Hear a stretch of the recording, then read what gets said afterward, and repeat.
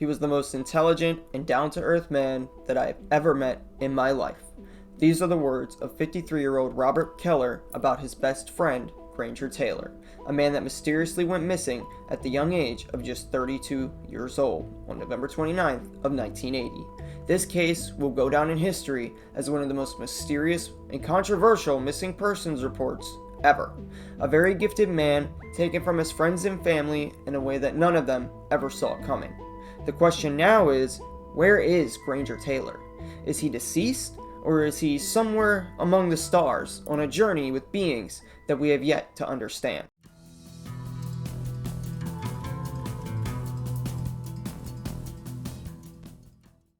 Hi, I'm MrLex, and welcome to my channel. Here, we will be discussing all manner of things paranormal, dark, and spooky, so if you're a fan of that sort of thing, whether it be paranormal or true crime in the form of a story, then please hit subscribe and tap the bell so you get all of our future uploads, because that's all we do here, and throw us a like and a comment with your scary story suggestions for future videos. Now, on to today's story. To understand the story of Granger Taylor, a man that has left people baffled since his disappearance in 1980, you will need to understand just who Taylor was as a person and the events of his life that would eventually lead up to his disappearance. Granger lived in Duncan, British Columbia, Canada, and he wasn't much for academics. However, that doesn't change the fact that this man was certainly very smart and in fact pretty brilliant. In 8th grade, Granger dropped out of middle school for a chance to pursue a career working for a local mechanic shop, and he became infatuated with machinery and how different machines worked and operated. It wasn't long before Taylor's family noticed his uncanny ability to fix almost anything. As he got older, he grew into a very adept mechanical anthropologist, and by his mid-teens, Taylor had managed to restore a one-cylinder car and a bulldozer, which he would use to help the neighbors with construction projects and odd jobs. Notably, he also went on to restore an old steam locomotive that he had hauled off from the bushes, and it was even featured at the British Columbia Forest Discovery Center in Duncan. However, one of Taylor's grandest achievements was when he had restored a World War II P-40 Kitty Hawk, which he would later go on to sell to a collector for tens of thousands of dollars. And these are just a few of the amazing things that he would build and restore in his lifetime. He really was a very smart man, and many who knew him would definitely agree. You see, Granger Taylor was not only great with restorations, but he was also a very good teacher as well. Before his eventual disappearance, he would spend his time mentoring the kids on the block, teaching them the ins and outs of machinery, and although Taylor was indeed a very smart and kind man, in many ways, he was also what some would consider to be quite strange and eccentric, which is the opposite of what people would assume of him at first glance based on his appearance. Taylor had many interests other than this, though, that would play into his disappearance, but by today's standards, none of these interests are particularly out of the ordinary, although for the time period they definitely were. Robert Keller was Granger's best friend, and he was 15 at the time of his disappearance. Keller and Taylor actually had met each other through a mutual hobby that they both shared, and that hobby was smoking pot. And one of the many recurring conversations that the two of them would have, which is honestly not an unusual conversation for any stoner, and even less unusual during that time frame considering the release of Star Wars, Close Encounters of the Third Kind, and Star Trek had all pretty much just happened around that time.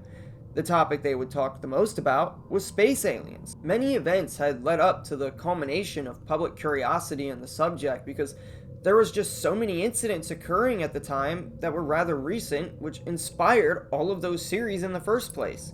The supposed UFO crash in Roswell, New Mexico, the World War II fighter pilots witnessing Foo Fighters, aka the unidentified balls of light that no one could really identify, the supposed abduction of Betty and Barney Hill by what they claimed were alien beings, the Travis Walton incident 5 years earlier where he had gone missing for 5 days and his friends were questioned by police and claimed he was abducted, and then Travis showed back up, corroborating their story about the UFO taking him to another planet. 2 Iranian F-4 Phantom pilots seeing what they claimed was a UFO over Tehran and losing control of their plane's instruments and weapon systems. The list just goes on, and with Project Blue Book, the government's way of handling this, making terrible attempts at explaining everything away to keep the public calm, it was only natural that everyone would have some interest in this topic, Taylor included. However, Taylor's interest was a little more piqued than everyone else's was, and he liked to confide in his best friend Robert Keller because he knew that he could talk about this subject with him and he would show more of an interest in it just beyond sci-fi shows, and he wouldn't think that Taylor was crazy. Although even Keller would soon find Granger's interest in UFOs and extraterrestrial life to be a bit extreme. So you have to understand, when it came to his work, Taylor really was a no-nonsense type of guy, and he took it very seriously. But when it came to this subject, it was like he was a completely different person. Mostly because Taylor would later claim that his interest in this topic did not stem from media hysteria. No, Granger Taylor would tell Robert Keller that he had actually been being visited in the middle of the night by alien beings, and although he wasn't sure if it was a dream or reality, as most people that claim to be abductees describe entering into this calm and submissive dreamlike state before being taken by their alien captors, in Robert's mind, he just assumed that Taylor was just dreaming this stuff up at night. But in Taylor's mind, these entities were not only real, but they were communicating with him. Taylor's interest in aliens would go so far as to influence him to create things such as a working radio transponder that supposedly would allow him to communicate with these alien beings, and a prototype flying saucer that he welded together from 2 satellite dishes and other parts that Taylor found at the local dump, with Robert Keller as a student helping Taylor to create all these things. The ship that Taylor created was outfitted with a TV, a couch, and a wood stove, and a bed. Taylor was obsessed with figuring out how flying saucers were powered and would often spend nights sleeping inside of his creation attempting to think of an answer. Whether he was actually in contact with alien beings from another world or not, no one really knows, but these events would play a much more important role than you would think leading up to his disappearance. A month before his disappearance, Taylor would confide in another friend named Bob Nielsen and tell him that he was having direct contact with these extraterrestrial beings. Taylor claimed that he would lay there and get mental communications at night with beings from another galaxy.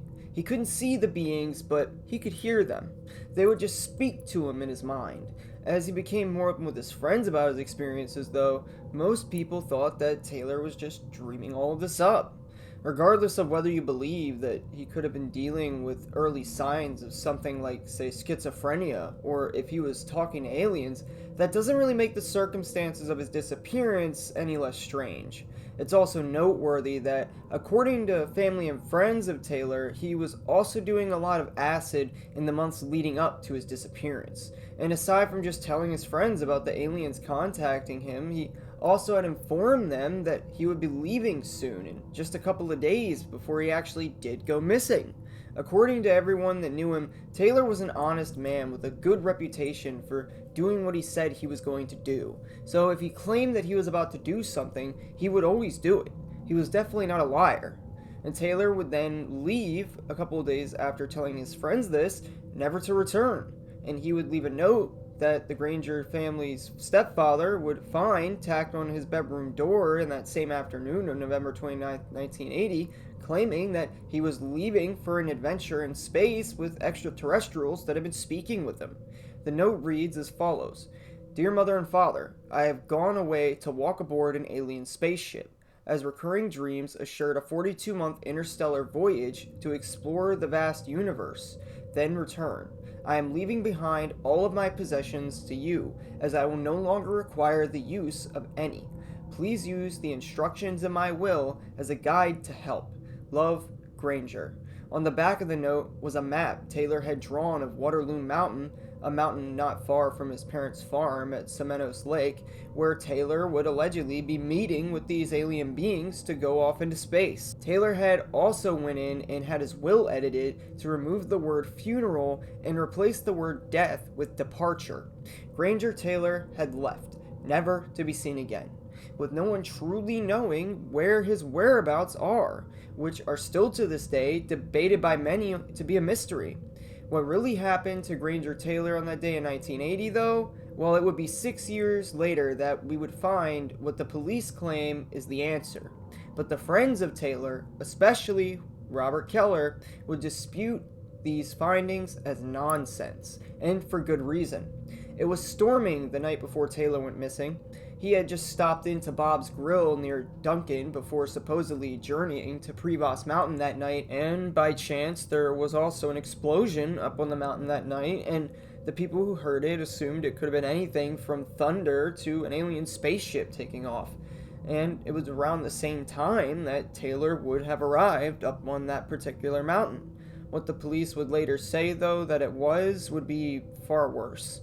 For many years, Taylor's family would leave the back door open with the hope that Taylor maybe come home one day. But 6 years later, the police would find a truck up on Prevost Mountain that had been blown to pieces with dynamite, supposedly on the same night that Taylor had gone missing.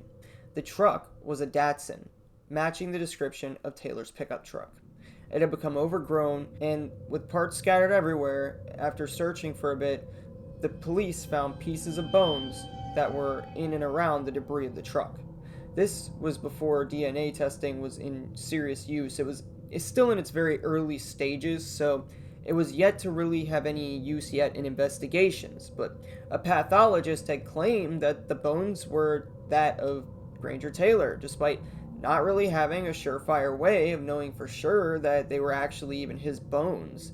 However, the pathologist marked the death date as the day that he went missing 6 years ago, and they claimed that he took his own life with dynamite, and he blew a hole 600 meters wide in the ground. Only, no one is actually certain that Taylor really is dead, because no one knows for sure that this was really his truck that they found that day. Robert Keller, especially, his best friend, does not believe he's dead. He has been quoted as saying that Taylor was anything but insane, and that he knows for a fact that the truck that they found at that bomb site was not Taylor's truck. They claimed that it was a blue truck they found. However, Taylor's truck was painted Pepto-Bismol pink, and he knows this for a fact because he helped him paint it along with a friend of theirs just a couple of days prior to his disappearance. And despite what anyone thinks, Robert claims Taylor was not crazy or suicidal in any way.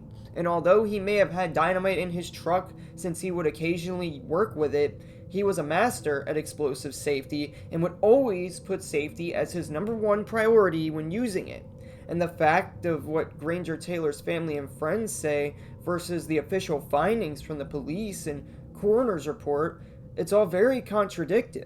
Many people still to this day believe that that was not Taylor's truck, nor his corpse that was found in the woods. And to make the matter even more mysterious, a funeral was never held for Granger Taylor due to his family not truly believing that he was dead, and the police supposedly just lost the bones they found that day. So there was never any way for them to conduct DNA testing when DNA testing did become in serious use, and they couldn't actually find out if it really was his bones. Theories on the internet have ranged from him actually going off into space to being abducted by the government and forced to work at Area 51. Whatever the case may be, this really is a sad story and a tragic loss of a truly brilliant man, and an extremely shocking loss to his family and friends. Let us know what you guys think happened to Taylor down in the comments, and if any of you are suffering with suicide, please seek help. We may not know for sure if Granger committed suicide, but that doesn't mean that you shouldn't seek help if you are contemplating it. And I hope you guys enjoyed the video. Please remember to leave a like if you did, and subscribe, and tap the bell to turn on all notifications so you won't miss any of our future uploads. I am MrLex, and I'll see you guys again next video.